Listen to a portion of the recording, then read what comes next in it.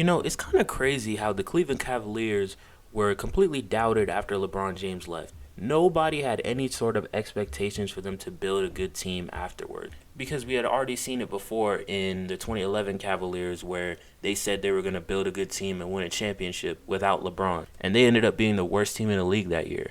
But now it seems like they have competent management, which is actually willing to build a contender. And this offseason, they went out and got a star in Donovan Mitchell, which last year was the key piece that they really needed in order to put him over the top. And I'm just thinking about how scary this team could look now. Because last year, they were one of the best defensive teams in the league. They had the Twin Towers down low. They had some really good perimeter defenders off the bench. And their offense was passable. It wasn't great, but it wasn't that bad. It was passable for a playoff team, but it wasn't going to get them far enough in the playoffs in order for them to really do anything. And this year, they fixed that problem and got a guy in Donovan Mitchell who can score the ball. He averaged like 26 last year. And not to mention, he's a really good playmaker as well, so he can fit next to Garland too.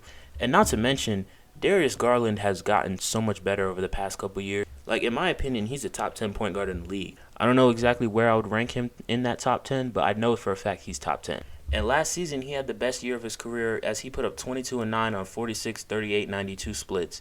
And when watching Cavs games last year, you could see that the offense really operated through him. Whether that was through the pick and roll, through isolation, it really didn't matter. And last year, the Cavs were 5th in opponents' points per game and 7th in defensive rating, solidifying themselves as one of the best defensive teams in the league. As in the 2021 draft, they drafted Evan Mobley, who was one of the best prospects. And the thing that makes Mobley so dangerous defensively is his versatility. If Mobley gets switched onto a guard, he can keep up with them. Meanwhile, Mobley has the size to keep up with bigs as well. Not necessarily the strength, but I think as time goes and as he develops, he's going to get there. Last year, Mobley averaged 15 and 8 on 51, 25, 66 split. And while he isn't the best shooter in the world, I think that he can develop his shot enough to where he can be a really good shooter or at the least passable. And you can see where Donovan Mitchell's impact is going to lie as well, as the Cavs were the 25th ranked offense in the league last year. If you think about the 5 worst offenses in the league, most of them are teams that aren't in the playoffs at all, are probably tanking, or a team that's just really good on defense. The fact that the Cavs were able to make it all the way to the 4 seed as one of the worst offenses in the league, number one, it shows how impactful defense is in the modern era. And 2, it shows how little offensive help Darius Garland really had. Because outside of him, the Cavs really didn't have a reliable scorer.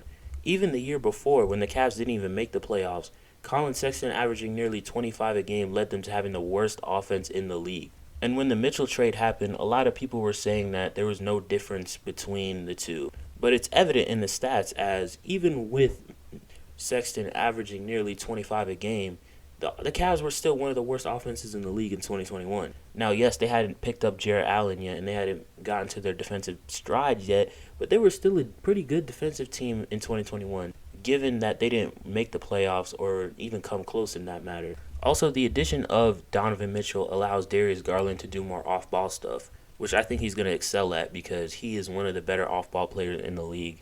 The only real thing I'm worried about with this Cavs team is if Evan Mobley takes that leap offensively. If he does that, then the Cavs are probably the most dangerous team in the East. And when looking at the Eastern Conference, there are a lot of teams that this team is better than, and there are a lot of teams that this team could hang with. Like, for example, I think this team is better than the Chicago Bulls. I think they're better than the Atlanta Hawks. I think they're better than the Sixers. And I think they're better than the Heat. Meanwhile, I also think that they could hang with the Bucks and Celtics, as they'll have schemes for both of those teams in order to shut them down. And they could hang with the Nets too, as they can finally match their offensive production. But yeah, man, overall, I think this team is talented enough to take over the East. And even if things don't go right this year, they have a ton of time together.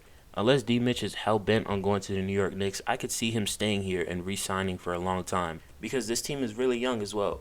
But yeah, man, that's it for this video. If you enjoyed this video, make sure to hit the sub button. Make sure to hit the like button. And peace.